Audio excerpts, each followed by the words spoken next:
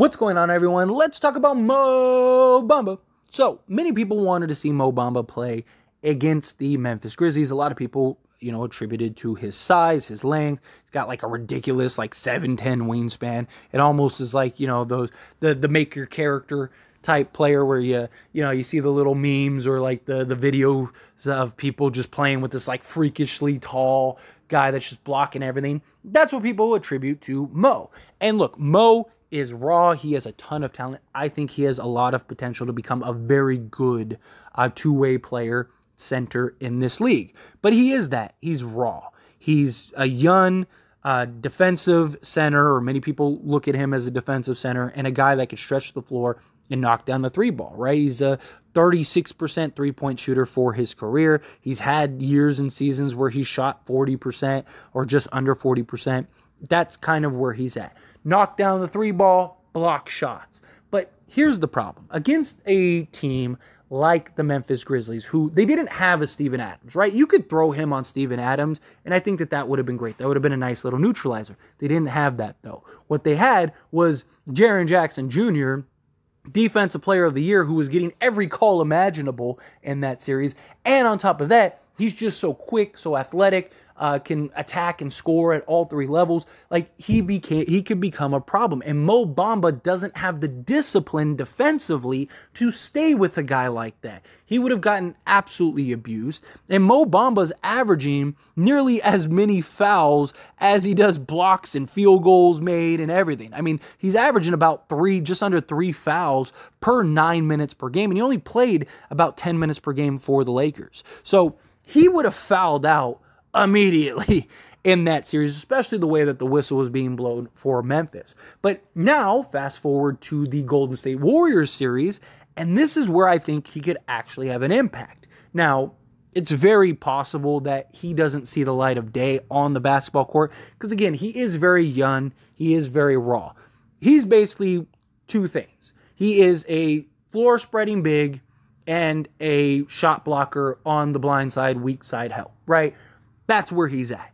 He is not a good defender, right? He's not a guy that can stay in front of his man, that can switch, that can, bang with guys. He's just not disciplined enough yet. He's very raw. People forget, we got Mo Bamba for essentially free. They basically said, here you go. Just give us Patrick Beverley, who we're just going to buy out, and a second-round pick in which you got from the Denver Nuggets, and a trade for Thomas Bryant. We don't want all 4 of them. We just want one of them, right? And they got him for basically a bag of peanuts for a reason. He's very raw. He's very immature at times.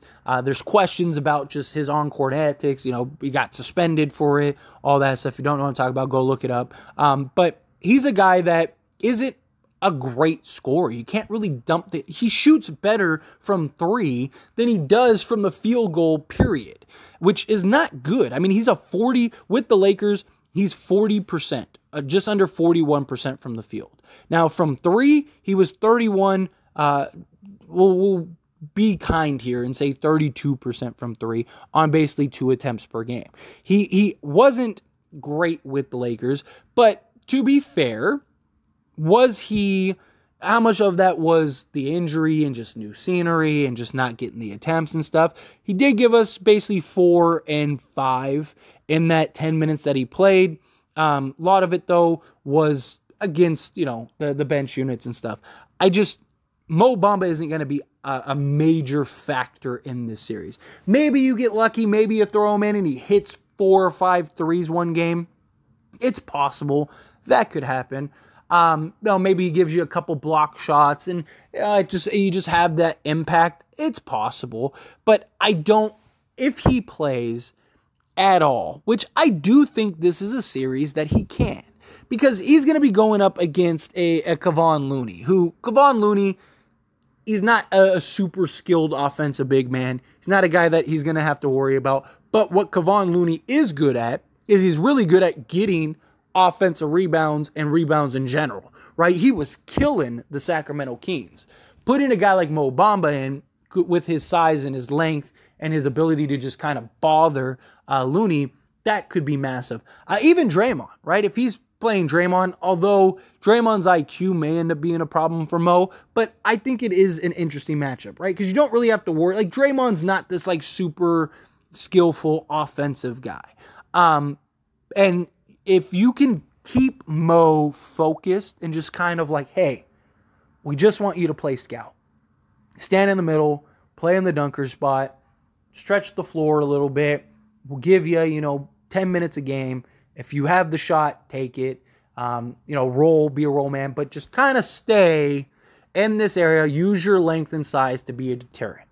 You could do that, and you don't have to worry about him getting fouls. Now, people might be asking, well, why didn't they just do that in the Memphis series? Because, again, Ja Morant would have targeted him, and he would have been in foul trouble. Triple J would have targeted him in foul trouble, especially the way that whistle was blowing.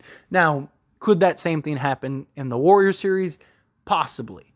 Very likely. But Warriors also like to shoot more, like to shoot whether it's three, the mid-range. And again, their big men aren't as skilled offensively. So Mo isn't going to have the matchup disadvantage that he did against the Memphis Grizzlies. And I do think Mo could make an argument for just being a guy that you plug in 5 to 10 minutes a game just to get Anthony Davis some rest. Maybe you swap him with Winning Gabriel and just kind of have that go.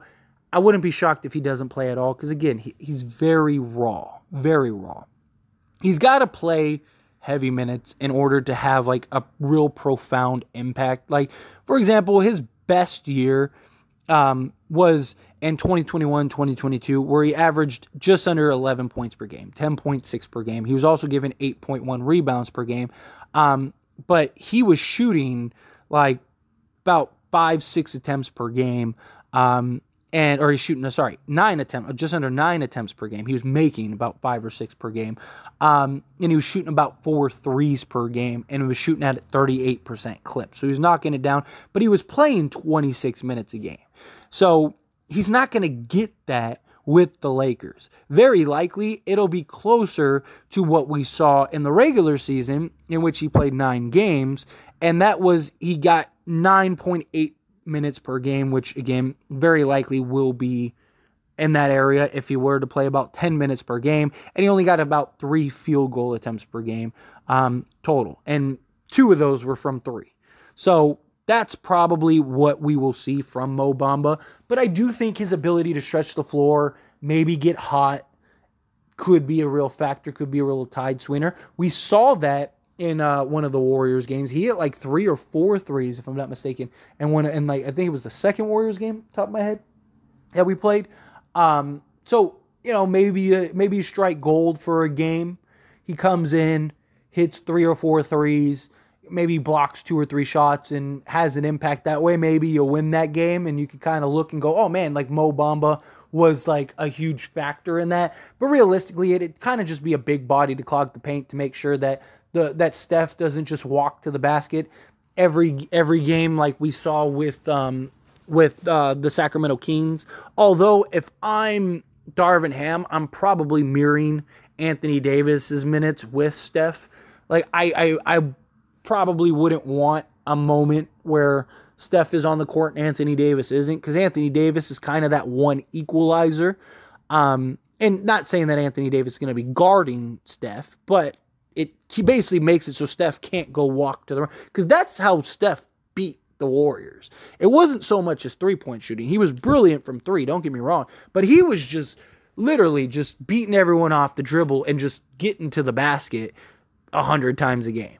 That's how he was beating them. The Lakers cannot allow that to happen. You need to keep him a spot-up shooter and having him shoot 10 to 15 threes a game. That's what you need, and then you live with it, right? But Mo very likely could be that deterrent. I think he's a guy that could come in, play some spots.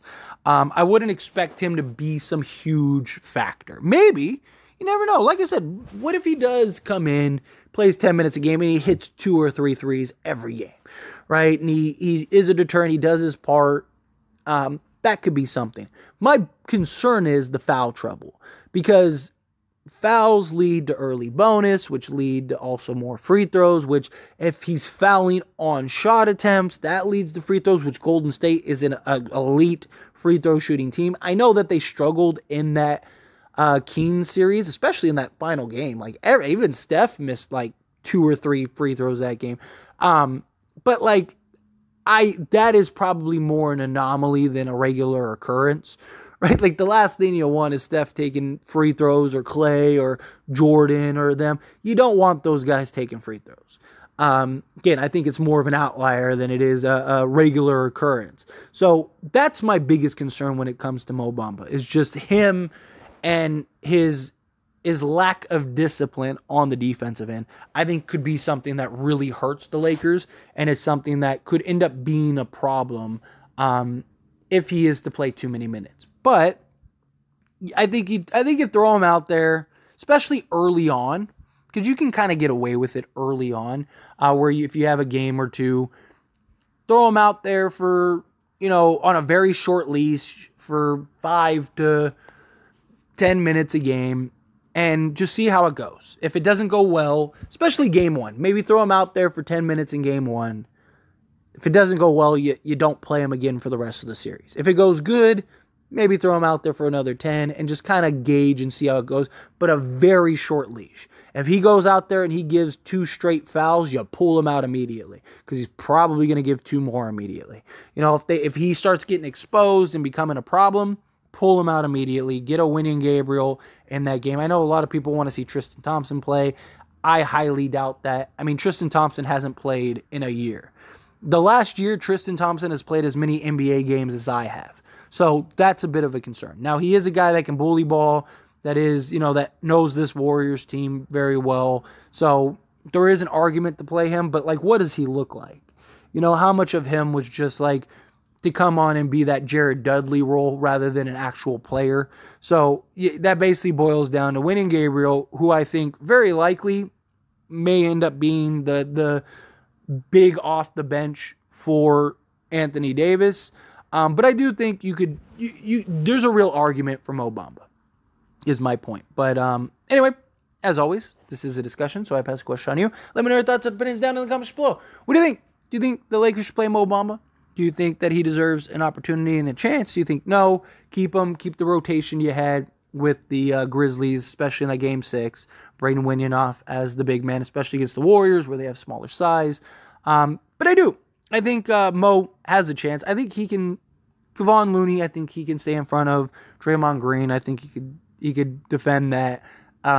Even Dallas, like if he ends up playing, or not Dallas, Denver. If we end up playing Denver, I think he's a guy that could end up being a solid backup in Denver. But anyway, love to hear your thoughts and opinions. Let me know.